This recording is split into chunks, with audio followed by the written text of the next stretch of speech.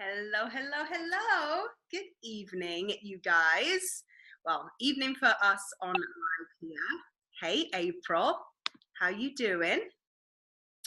Um, yes, so it is evening for you guys here live.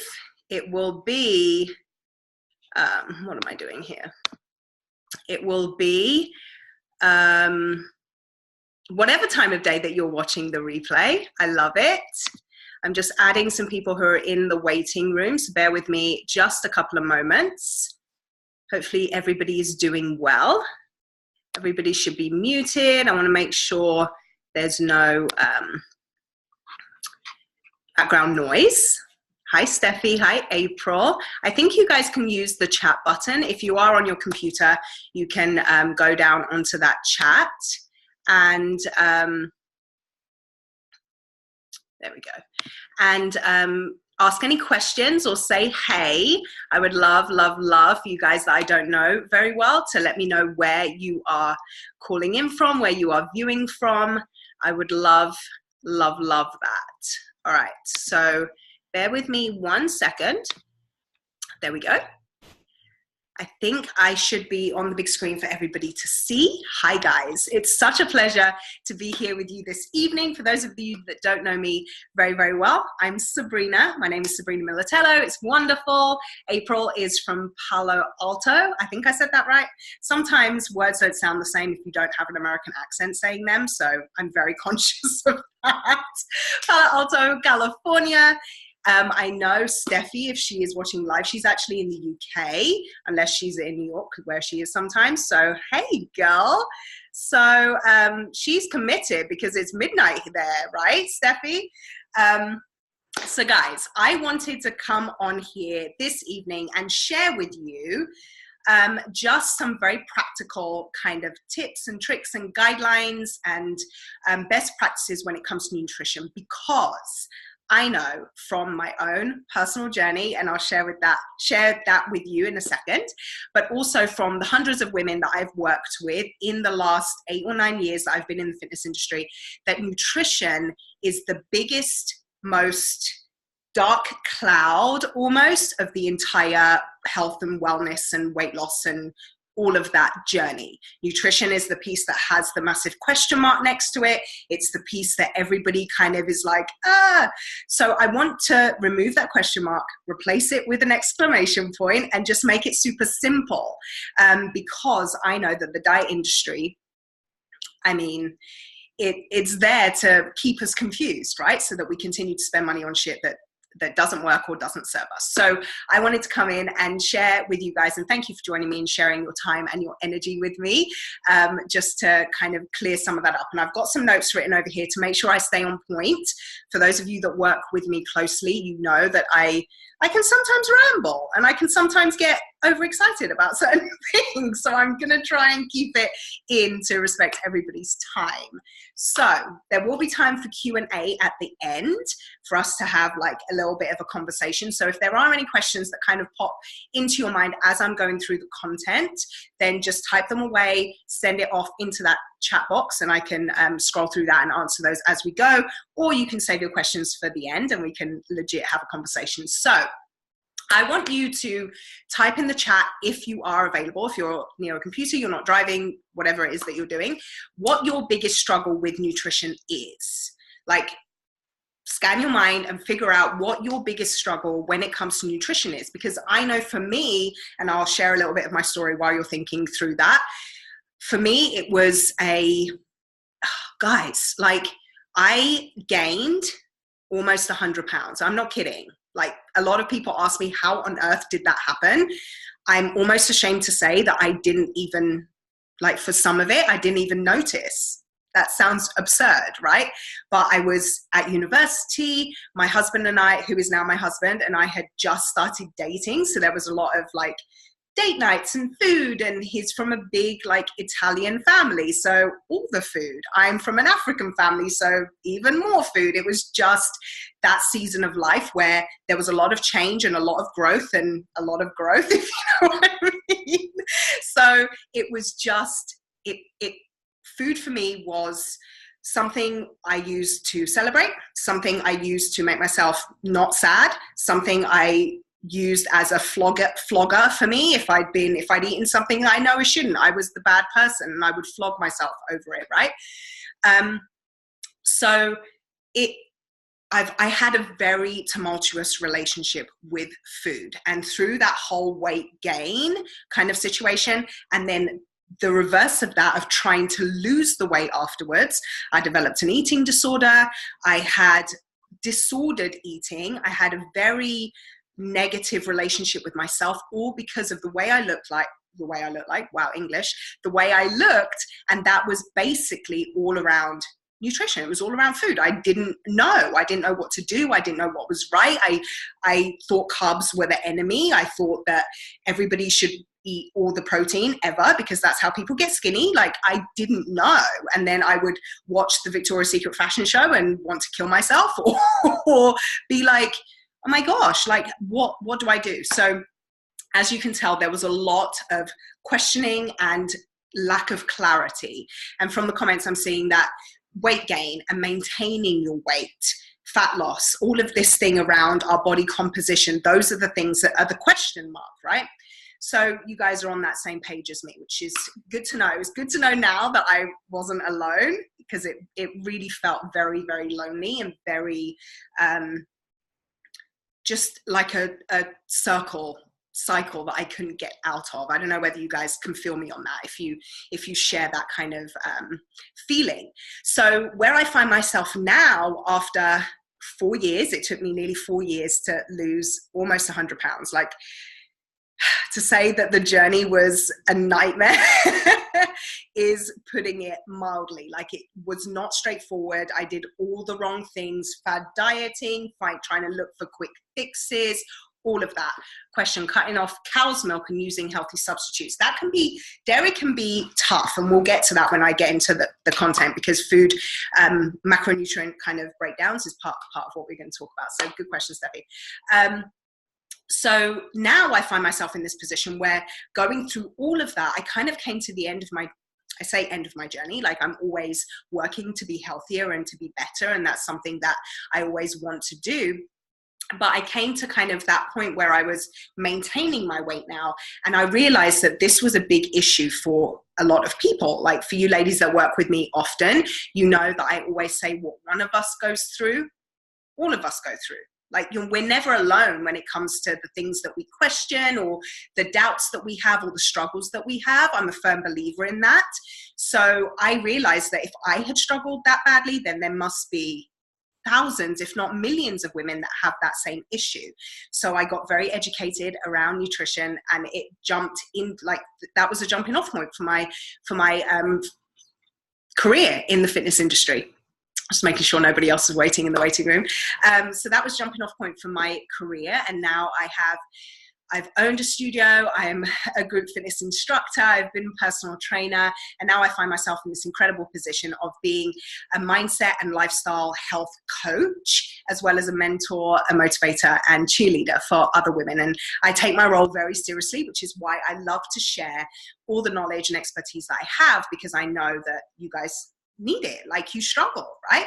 So where I am now in comparison to where I once was is night and day. Like, there's so much clarity around what it is that works for me, what it is that works in general for most people, and just the success that comes out of that understanding, not only for your own health and well-being, but then how that, you know, plays out to your kids, your family members, other people in your community or friend circles that you can share that with, right? So that's why I'm super excited to get going. I'm just checking the time, making sure. I ramble, guys, so I'm making sure. So comment if you're ready to learn how to get clarity around all of this shiz. Throw a heart, throw a thumbs up, whatever it is. I want you to just be ready to finally clear that mind. And I called this webinar Quiet the Noise on Nutrition, and that's it. We want to quiet the noise. Yeah, April's like, whoop, whoop. Perfect. All right. Okay, so I'm going to dive deep now into the content to make sure that we've got plenty of time for Q&A at the end. So if you are at home, grab a pen and a piece of paper. I want you to really take notes, because this is going to be valuable stuff that you can literally take away from this conversation and start to implement immediately and get you some of that clarity that I know we all desperately want. So we've already heard that weight gain is something that some people need, right? Whether it's medical concerns or whether it's just for health in general. Some people want to gain weight. Some people want to lose weight. Some people need to maintain their weight. Some people, it's not even a weight issue. It can be just health in general, right? Because we know that nutrition is not just about how we manage what our body looks like. It's also how we manage our energy, how we manage our mood. I know that when I'm not eating well, my body feels icky, my mind feels icky, and then I'm not the best. Like my husband is like, you need some vegetables, homegirl, because so I know that I'm not the best, company when I'm not fueling myself correctly. So it's not just about those numbers, right? It's about overall health and well-being. So we've heard that this is what we need, some substitutions, some healthy kind of tips and tricks. So I'll talk about a couple of common mistakes that I see a lot with the women I work with, as well as kind of common misconceptions or common perceptions from people in general. Also speaking from my own personal experience, and then we'll talk about the real kind of do this to give you some clarity, okay? Excuse me. So mistake number one that I think people make is that they want results like that, right? We all want that. Like, I know for me, when I was 250 plus pounds, real story, no lie, I think at the height of my weight, I was like 256 pounds, and I don't even have any pictures from when I was that big. So you guys that follow me on social media, you see me sharing my before and afters and stuff. I'd already lost about 25, nearly 30 pounds in those before pictures you see. So 250 plus pounds, I wanted results to happen like that. I wanted to wake up and be skinny. I even, real story, and don't tell anyone, even though you guys are on the internet and everyone can see it. I used to be one of those people that would cut out like the body of like a model or something from a magazine and put it on my fridge, and then cut out a picture of my head and put it on top of that body. Like, real story. That's what I used to do. Put it onto my fridge as kind of a pretend kind of trick to stop myself from opening the fridge and eating all the things. So I was very in that mindset of, I hate the body I'm in. I'm done. I'm over it. But this needs to happen yesterday. So that's mistake number one, because as I've just said, we're not only talking about weight loss. We can't only focus on numbers. We have to focus on overall health. And so if you're in a space where your health is struggling, and that you see that from either the weight, the number on the scale, or maybe how your clothes fit, or you're just sluggish all the time, you just feel exhausted all the time, no energy, you're not sleeping well, all of these things, these are all symptoms and signs of poor health in general. So you're never gonna get results that happen like this when you're looking to make a drastic change. And that's something that I want like to really drive home and make you understand, is that it has to be a process. And what's more than that, you have to trust your process. Nothing looks the same for everybody. Nobody's journey is exactly the same. And so you can't be like, okay, I want to lose 100 pounds in, I don't know, a healthy kind of time span would probably be 2 years, 2.5 years, something like that. It took me 4 years to lose 100 pounds, guys, so you can tell I was all over the place. So you have to understand that it can't happen quickly. And I think once you get that clarity, once you set that very realistic expectation, it becomes a lot easier to navigate your journey. Because once you let go of, okay, I want to lose 50 pounds, it's March, I'm going on vacation at the end of April, I need to lookbomb.com. As soon as you understand that that's not going to happen, right? You can't expect that much of a change in that shorter period of time.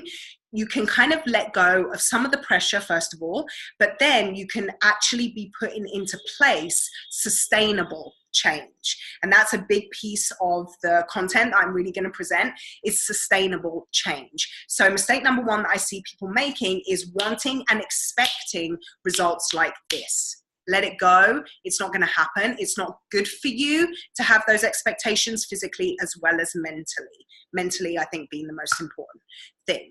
So mistake number two, people coveting weight over overall health.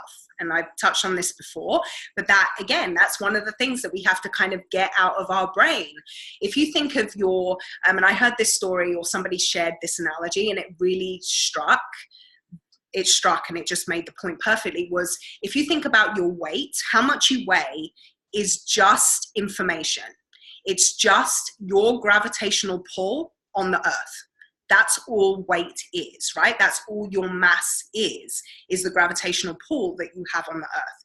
So when you think about it from that standpoint, that it's just information, it's just knowledge for you to have, and we tend to put a lot of emotion around that number, right? When we can start to extricate that emotion, and instead of thinking, I need to be this weight, start to think about, I want to feel like X. I want to be able to do Y. It would be amazing if my life looked like Z, right? So let go of the number kind of obsession. And I'll say it's an obsession for some of us. It certainly was for me. Let go of that and really think about what your health will look like, what your lifestyle will look like, what your life in general will look like once you get to that healthy place that you want to be.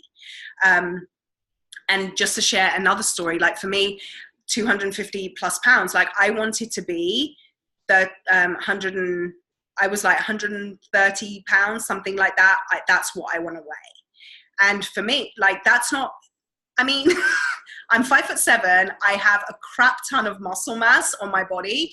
I will never weigh 130 pounds. And if I did, it wouldn't look cute, right? So you have to kind of release this perfect kind of equation and just allow yourself to be in that journey and be on that process where you can think about overall health, or maybe you think about a performance goal. Maybe you want to be able to do 20 push-ups all in one go, whatever it is, and aim for that and let the number fall wherever it does, you know, and you'll find that kind of, you'll find that mean point where you're meant to be. So mistake number one, wanting results like that. Mistake number two is coveting weight over overall health. And then mistake number three is that expectation that what worked for homegirl over here, that's what I need to do, because that's definitely going to work for me too, right? Let it go, guys. It just does not happen that way. Our bodies are built differently. Our metabolisms are different. Our digestive systems are different. How we metabolize food is different. Everything about you as a human is unique to you. So there's nobody else walking the planet that has your exact makeup, right? So you can't expect you to get the exact same results as somebody else did. And if you expect that, or if somebody's telling you that that's what you can get, so say you hire a trainer or you hire a coach or whatever, and they'll, excuse me, and they'll say to you, well, I helped homegirl over there lose 30 pounds in 12 weeks by doing X. So that's what we're going to make you do too, because you have the same weight loss goal. We're going to put you on that exact same plan. It's arrogant and unrealistic for someone to have those expectations, because it's just not, that's just not how it works. We all have our own process. We all have our own, it just doesn't work that way. And just to give you a very practical example from my own experience, just making sure the time, give you a practical example from my own experience is, I just shared that it took me nearly 4 years to lose almost 100 pounds. And I also shared that, like I've seen it being done in about 2.5 years. I actually had a client when I first started my personal training business. We worked together for nearly 3 years and she lost 100 pounds in about 2.5 years. So here's the thing. Here's what will happen, right? Say you and your best friend, you start weight loss together. Somebody else. Hello. Welcome, Lauren. You start your weight loss journey together. Okay, you and your best friend, you start on that mission together, and you both have 100 pounds to lose. You are going, you're trucking along, everything is working, she's doing her own thing over here. You get to that 2-year point and she's lost 100 pounds. She's hit her goal. Like, homegirl's screaming, she's having fun, she's going on a shopping spree, she's about to go on vacation, everything is cool. She's celebrating having lost 100 pounds. You, at that 2-year mark, have only lost 50 pounds, right? Can you, first of all, imagine what that would feel like? And second of all, would that make you think, oh, clearly I can't do this, so I'm just going to quit? It probably would make you feel that way, right? So that's the danger of comparison. That's the danger of thinking that what works for her will also work for me, which is why diets are a no-go in my professional and personal opinion, and why you can't look for those quick fixes and those faddy things when you've heard that this thing works for this person and this whole community over here and having massive success with this thing. You have to find and figure out what works for you as an individual and run with that thing. Put your blinders on, trust in your process, and make it happen for you without comparing. So mistake number 1, people wanting fast results when it comes to their nutrition in whatever it is you're aiming for, whether it's weight gain, weight loss, maintenance, whatever. Mistake number 2, coveting a weight number over overall health. And mistake number 3, expecting that what worked for Sheila is also going to work for Sandra. It just, I don't know why those names came to my head. I think I'm channeling like an Australian TV show maybe. But anyway, so it just doesn't work that way, okay? So with those 3 mistakes in mind, and then your own kind of idea of what it is that you struggle with most when it comes to nutrition, and it doesn't have to be like a deep emotional struggle. It could just be, I struggle to eat enough, or I don't know exactly what it is that I'm supposed to have, or whatever. Thinking about those struggles. Here we go, guys. So you've got a pen and a piece of paper, hopefully. I'm going to give you 3 very practical, sustainable, simple things that you can go and implement immediately that's going to make a difference. It popped into my head, how come out of a plateau? Okay, I'll answer that question at the end, babe. So 3 things. Number 1, portion control.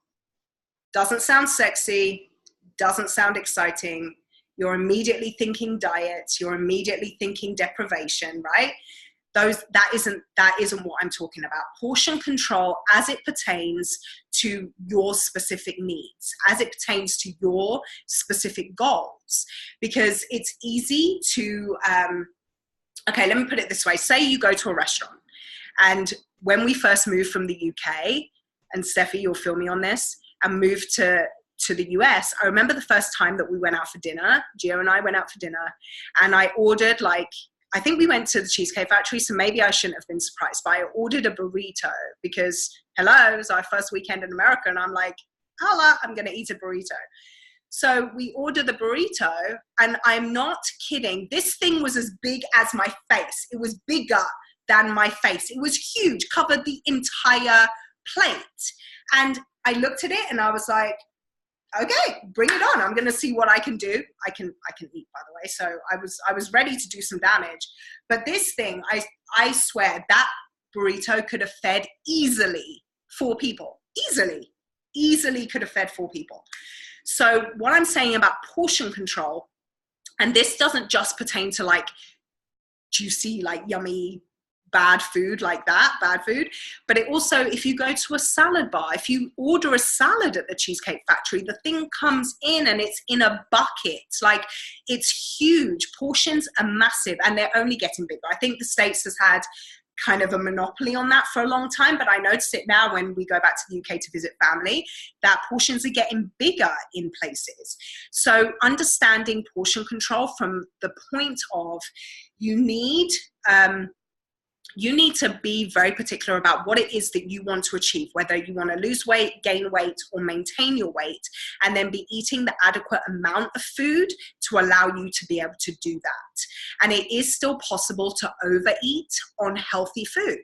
Like, a lot of people would think, well, if I ordered a salad and it came and it was in a bucket, I can still eat that and it's fine because it's like it's bird food, right? It's just some leaves and whatever.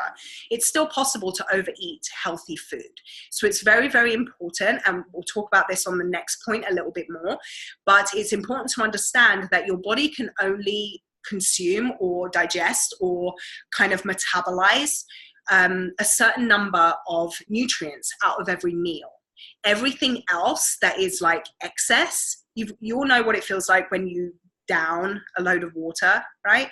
It kind of goes through you. You may get rid of that brain fog that you had, you get rid of the thirst that you had, but then all the excess, you're on the toilet 5,000 times a day for the rest of the day, right? If you drink a ton of water, it's because your body gets rid of the excess that it doesn't need.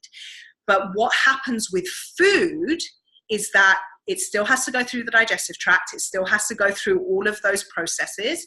And what ends up happening is that your body stores the excess as fat, even healthy food, right? So it's very, very important to understand that within every meal, you have to have the correct portion size for your particular goals, for your particular body composition, and whatever that looks like for you, so that you're not overeating and then going into that fat storage kind of mode, okay?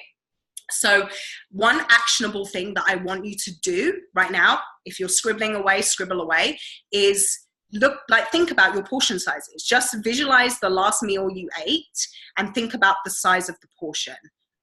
What did that look like? Like, scribble it down and just give yourself a little note. And also be aware if the portion size was teeny, teeny, tiny. Like, if you had just a little cup of celery with a little bit of hummus, like, think about that too. You have to be aware that it's not just overeating that is negative. Undereating is a real big problem too. So portion sizes may happen. You have to be aware of them on both sides of that equation, right? So think about the last meal you ate and consider, okay, was that, like, in my mind's eye, was that huge or was that teeny, teeny, tiny? And then think about how you feel in your body now after just consuming that. Are you feeling bloated and that kind of heavy feeling that we feel when we've had a lot of food? Or are you sitting there like, wasting away because your body is like, hello, I need some food up in here. Ignore me when I do these American accent things because it's terrible, but for some reason I can't stop myself from doing it. So just going to put that out there. So portion control, right? You have to be, that's number one. So think about those things, make a note for yourself and vow to be more aware about that, okay? And then the second point, so point one was portion control, point two is macronutrient distribution. So for those of you that don't know what a macronutrient is, that's basically protein, carbohydrates, fats. Those are the three main macronutrients that we have or that we consume.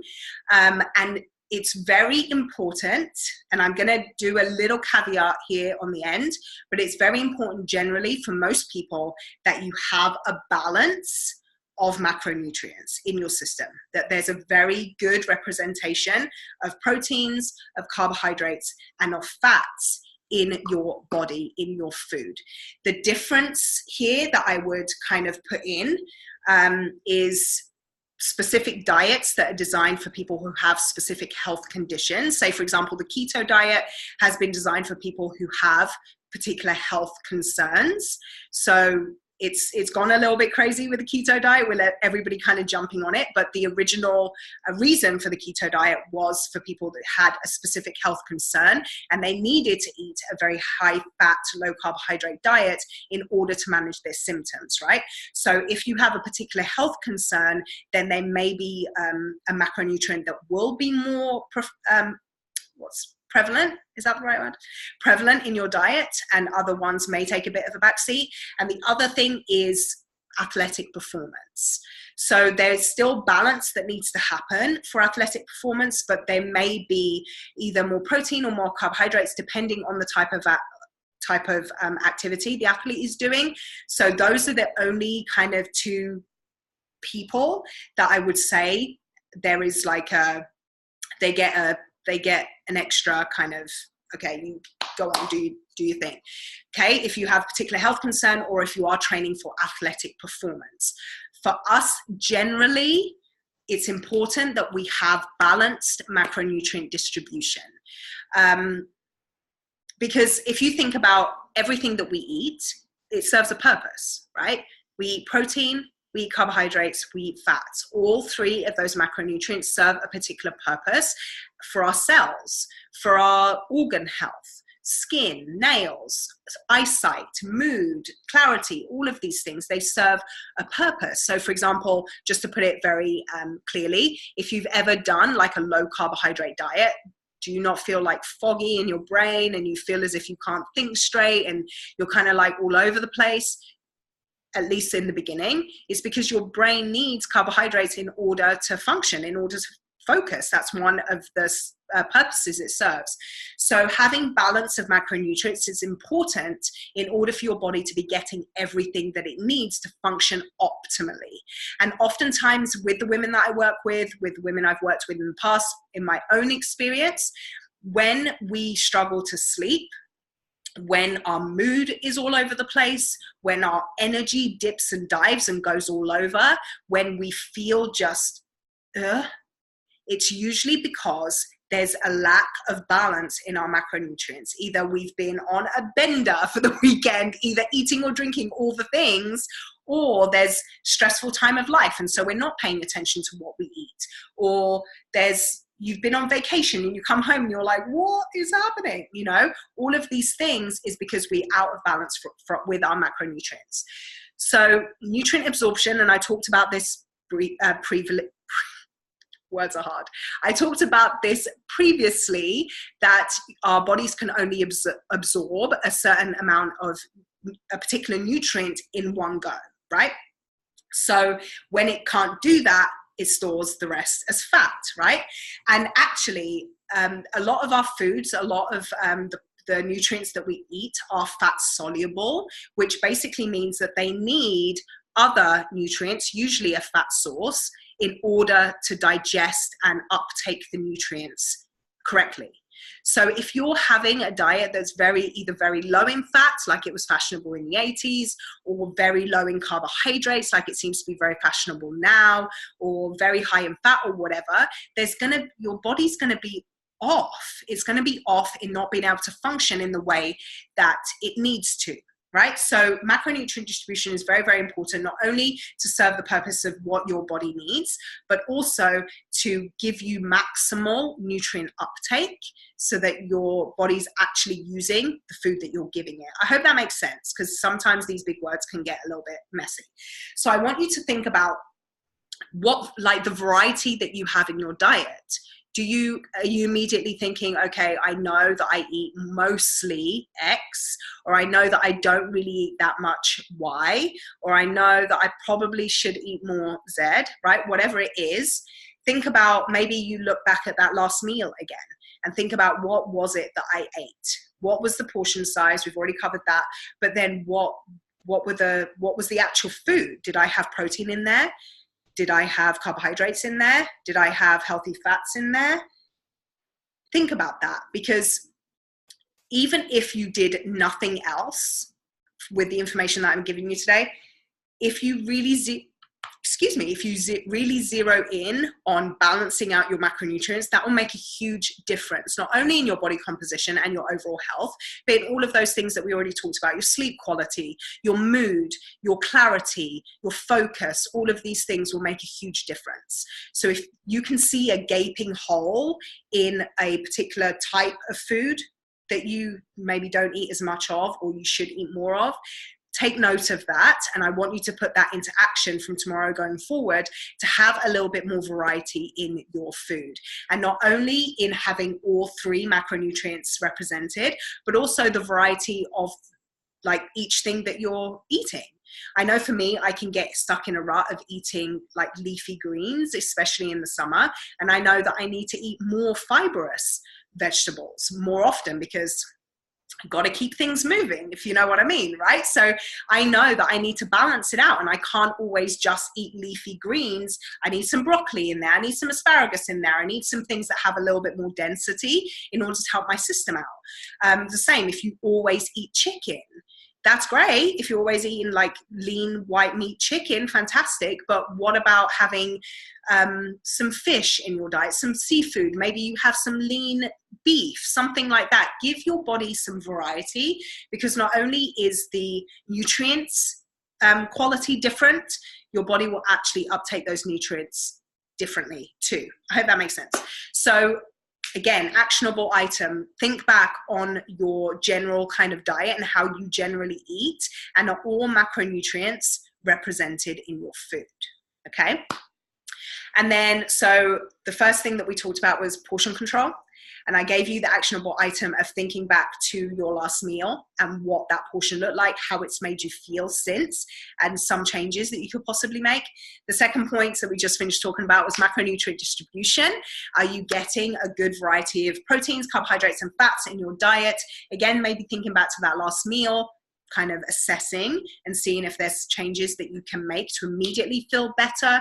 And then the last one, this will come as zero surprise to anybody, I think, but it's reducing the consumption of processed foods, okay? I'm really talking about eating whole, real food, whole food. Again, for nutrients, again, for quality of food, again, for your body getting everything that it needs out of the food that you're feeding it, and not focusing, not relying so much on convenience, not relying so much on sugary kind of pep my energy up in the short term things. I want you to start to think about how much processed food you actually eat. And even if you're healthy, right? Think about what's in your pantry. And it's funny because I was on my Instagram stories a couple of days ago. I think it was just before we moved or just after we moved, whenever. And I wanted to make a point about how much sugar is added to foods, to like pantry items, canned things, jarred things, packaged things, all that kind of stuff. And I was looking through my pantry, and the only thing I could find was a jar of what was it? Baked beans, a can of baked beans, and not Heinz good baked beans, Bush's baked beans. I miss Heinz baked beans, but Bush's baked beans. And that was all I could find. Like, I was surprised that I'm not surprised for me, but Gio can sometimes like squirrel away some sweet treats, you know, he's a boy, they can, whatever, I'm not even going to get into that. But I was surprised that there wasn't more in there, because I wanted to make the point of sugar addiction, right? But these baked beans had 12 grams of sugar per serving. Anything above 8 grams of sugar per serving is a no bueno. Don't have that, kick it out, because all it's going to do is perpetuate that sugar addiction cycle that I think we all struggle with in some way. So think about that too. If you go and look in your pantry, give yourself like a little inventory. What do I have here? What are my packaged items? Look on the back, your food labels. Does this contain more than 8 grams of sugar per serving? What does that mean? You know, so being really aware that in order for foods to have a shelf life, in order for them to remain like edible in a jar or in a can or whatever, there's preservatives that have to be added, right? There's things that have to be added to it in order for it to live on, as it were. So those things are usually sugar, usually salt, usually some kind of fake something. So I say all of this to say that consuming processed foods keeps us in that sugar addicted cycle. It keeps us kind of running that hamster wheel of spike in energy, crash in energy, spike in energy, crash in energy. And that is not a space that we want to be in, because we talked about that right at the beginning, right?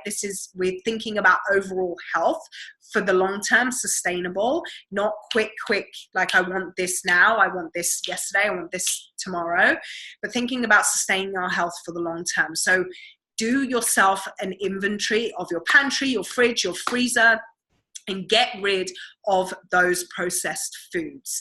We need to start thinking of food as fuel, as opposed to food as an emotional crutch or something that we use to whatever. Like, I know for me, and this is It's a legit struggle. The struggle is real here, guys. I use food to celebrate. If I've got something that I'm excited about, we go out and we celebrate, we eat. If I'm sad, I want to eat. If I'm angry, I want to eat. If I'm upset, sick, tired, I want to eat, right? And that's me. That's not everybody, but I know, again, like I said, what one of us goes through, we all go through. So in some way, I know you can identify with that. So when we can start to shift our mind around food being fuel that our body needs and less being a celebratory thing or a reward or giving it some more control than it needs to have, then this addiction to processed foods can start to dissipate. Is that the right word? You get me. So shifting our mindsets is really, really important, and thinking about, am I an emotional eater? Is this something that I do struggle with? Do I struggle with like eating for emotion? Is that something that I use as a crutch? And being really honest with yourself, not in a way to flagellate yourself, not in a way to make yourself wrong or bad, but just to be aware, because with awareness comes clarity, right? So if you can be really aware and understand, yes, okay, I do have this emotional attachment to food. Let me think about what I can do to kind of start breaking that down. So using food as fuel rather than it be something that we celebrate with, shifting that mindset to really think about, am I an emotional eater? And then doing that kind of deep dive into your pantry, into your fridge, into your freezer, and looking at your food labels. Does this have more than 8 grams of sugar in it? If it does, I don't need that. And I'm not talking for the rest of your life. Guys, I am a huge chocolate addict. Give me any Cadbury's, anything, and I'm gonna sit on my couch, and I would actually want somebody to melt it, put it into an IV, and just go for it. Like, I love chocolate. I love chocolate. I love popcorn. Give me all the sweet things. And that's okay. Like, I can have it whenever if I want to, I can have it. But it's really thinking about for the long term. You can't live your life eating those things every single day, right? So doing that kind of inventory, and that's the actionable thing that I want you to do, is write a list of the processed foods that you know, even without looking in your pantry, that you know that you consume on a regular basis. Do you drink Coke every day? Do you stop at Starbucks and have a muffin with your big Frappuccino every day? Do you go past I don't know, if you're a commuter, do you stop at the newsstand and grab a chocolate bar on the way home from work? Do you always go to the same bakery every lunchtime and grab a sandwich and a pack of crisps and a can of Coke or whatever? Like, are these habits that you have? So write that list of foods that you know you maybe shouldn't have on a daily basis, that you maybe do have more than you should. Write a list of that, and then I want you to make a commitment for the next week, so from now until next Tuesday, to like take one thing off of that list that you're not going to eat anymore, that you're not going to consume on a regular basis anymore. One thing between now and next week that's gone. And then next Tuesday, take another thing off that list. And this is what I'm talking about making sustainable change. Some people can go cold turkey with things. Great for them. I'm not one of those people.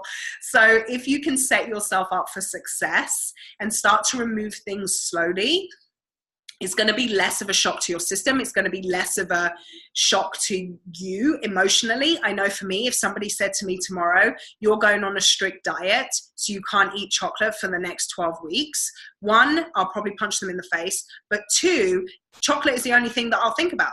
It's the only thing that will be in my brain. And this is, a lot of people have asked me if I'd ever do a fitness competition. And this is the main reason. The answer is and forever will be no.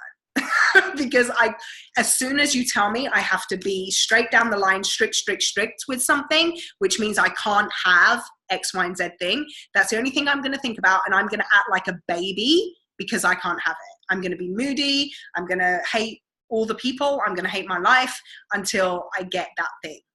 I just know myself, right? So again, having awareness gives you clarity. So if you know what your general kind of reaction to to things like that are, then you can set yourself up for success. And instead of going down that hard line of, I'm never going to eat this ever again, starting today, blah.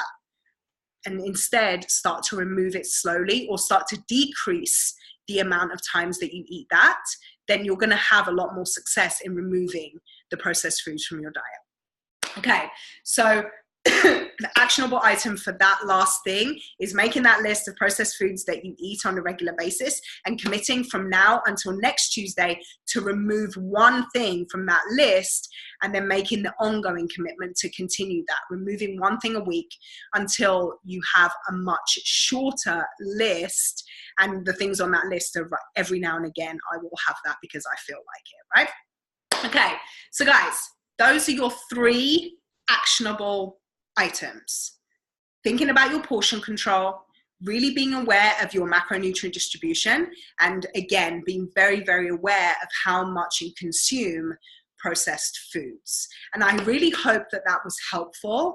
I really hope that that's given you some clarity as to what like the little changes that you can make that aren't that dramatic, that aren't that kind of complicated, but they can really, really help, right? So I'm hoping that was helpful. So to answer the questions that I've got here really quickly, so cutting off dairy and replacing it with non-dairy substitutes. This is something that I do advise. It's not something that you have to do in order to be healthy. You can still drink cow's milk. Again, it's that portion size. It's whether you're having, you know, I would never advise somebody to drink a whole glass of cow's milk. I know that's how we were kind of brought up, especially in the UK. I don't know whether you guys had that in the US, where as a kid, you would be given like a big jar thing of milk at school. I would never advise that. But having some milk in your coffee, as long as it's like either like skim milk or full fat if you need to, having a little bit in your coffee, putting a little bit in, I don't know, if you're making some kind of a dessert or whatever, on the odd occasion, that's fine. But if you're like having a latte 3 times a day, every day, then I would definitely, 1, I wouldn't advise you to be doing that. But 2, I would say you need to go for the non-dairy alternative. I found almond milk is fantastic. Cashew milk is delicious. I'm not a huge fan of rice milk. I just don't like the flavor, but that's another option. Coconut milk is great. So having these kinds of alternatives and thinking about where I can replace or where I can use dairy or cow's milk in like a little bit less. And again, it's that kind of weaning yourself off thing. So if you are having a full fat latte 3 times a day, from now until next Tuesday, have it once a day. Still have it every day, but have it once a day instead of 3 times. And then maybe the following week, you have it just 3 times that week. And then the week after that, maybe you just have 2. After that, maybe you just have 1. And maybe you can get rid of it altogether, or maybe you just stick with that one once a week. You can see what I'm saying? So you can kind of wean yourself off if finding the non-dairy alternative just grosses you out. Because I know some people really don't like non-dairy substitutes. I would say don't have soy. Soy is not a dairy substitute that I recommend for women. There's a lot of estrogen in soy, and our bodies are already hacked up on estrogen. So estrogen, like having soy in general, is not the best health option for women, and there's a lot of science behind that. And if you're interested, I can for sure share it with you, but I'm not going to go into it now. But not soy, but any other kind of dairy alternative will work. And then coming out of a plateau, when you found yourself plateauing, what do you do? Okay, guys. Number 1, you have to get very honest and very real with yourself if you are still doing the things that got you to that plateau. Because the thing that I find most common is that we're excited, we start a new routine, everything's going good, we're losing the weight, we're feeling bomb, and then we sneak in that latte, like a couple more times a week, or we have a little bit bigger portion over here, or maybe we're having 3 glasses of wine a week when in that lead up, we won't have any. And we're thinking that we're just like in this maintenance phase of living my damn life, right? Which is definitely the goal, is to get there. But if you're still trying to lose or gain weight, you have to get very honest with yourself if you're still doing exactly the activities that got you to that weight loss place first. So that would be question number one. Get honest, get real with yourself. Question number two would be, what does your nutrient intake look like?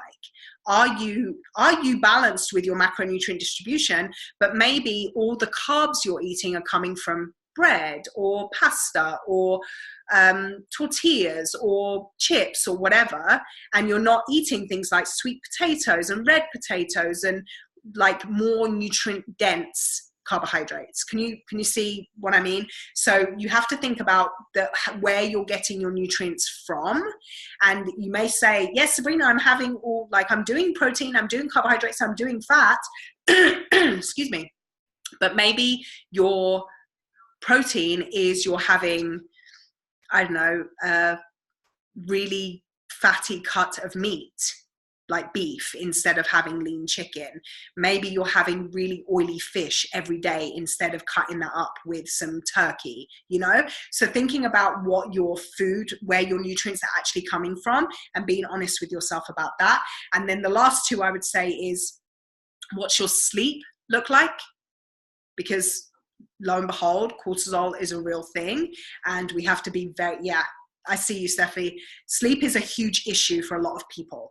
And when I bang on about sleep quality, when I talk constantly about sleep quality, I'm talking about it from not only your own mental kind of health, but your body relies on you getting rest in order to digest your food, in order to manage your hormones and all of those beautiful things, right? So if you are constantly up, down, like some nights you get great night's sleep, but more often than not, you're maybe sleeping 4 hours a day. Like the fact that Steffi's up right now and it's nearly 1 o'clock in the morning in the UK, girlfriend, we need to talk. But she's like, no, don't ignore me. So I know that sleep is an issue. I understand that, but it's something that I talk to my clients about a lot, that sleep quality is vitally important, especially if you're trying to lose weight, gain weight, or have some kind of, you're aiming for a goal of some description when it comes to your body composition or your overall health. Sleep is really important. And then the other thing that ties into sleep is your water consumption. How much water are you drinking?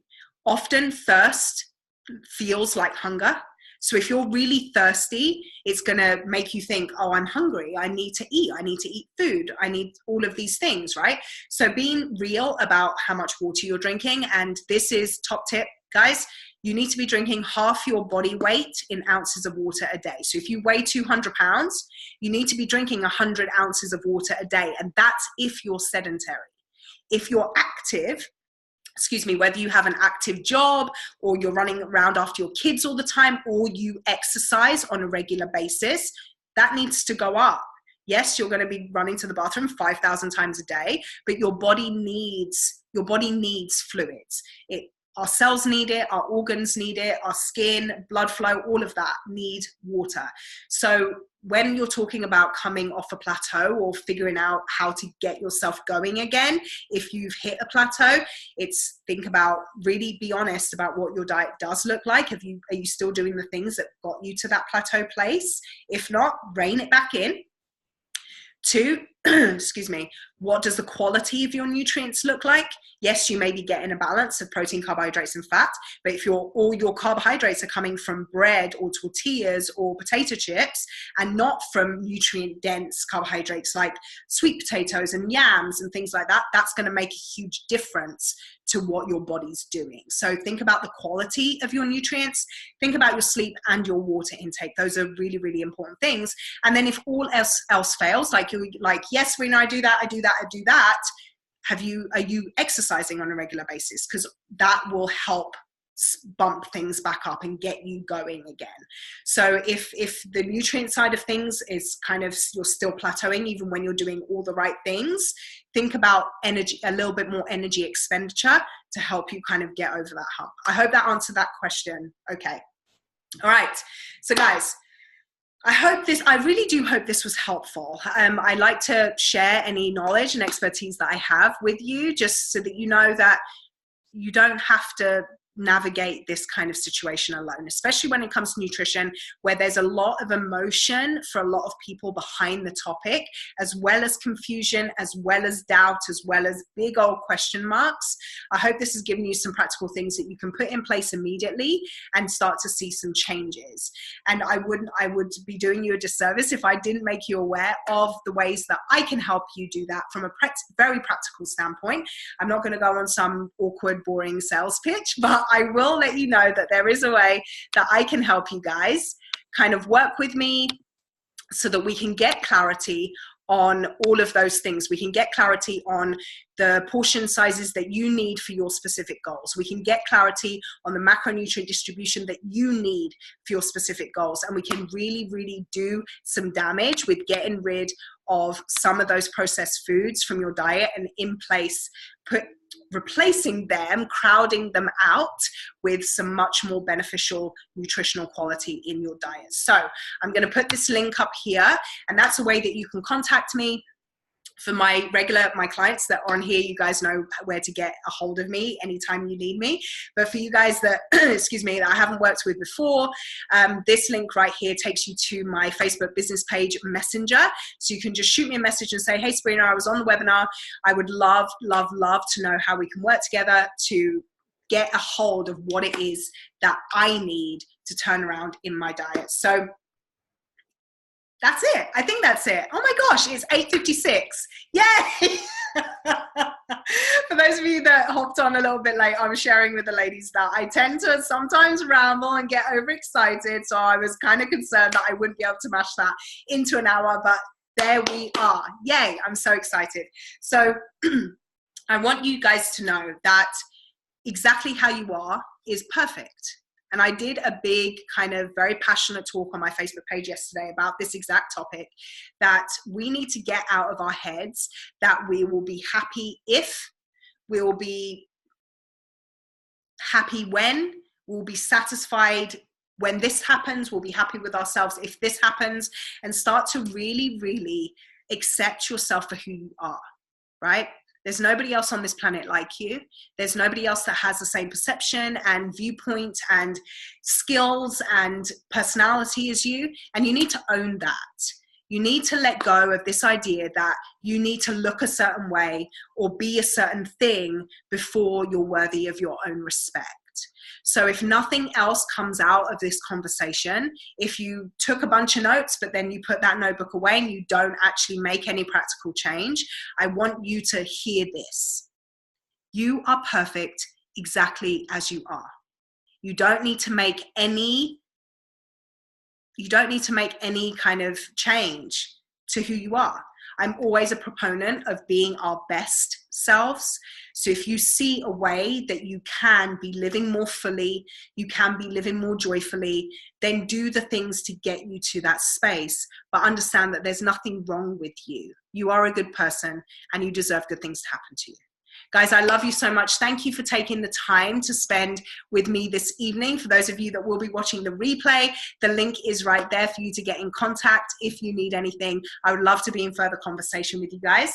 Have a wonderful rest of your evening. Steffi, go to bed. And guys, I'm always here available to you. Feel free to get in touch with me whenever you need anything. Have a good night.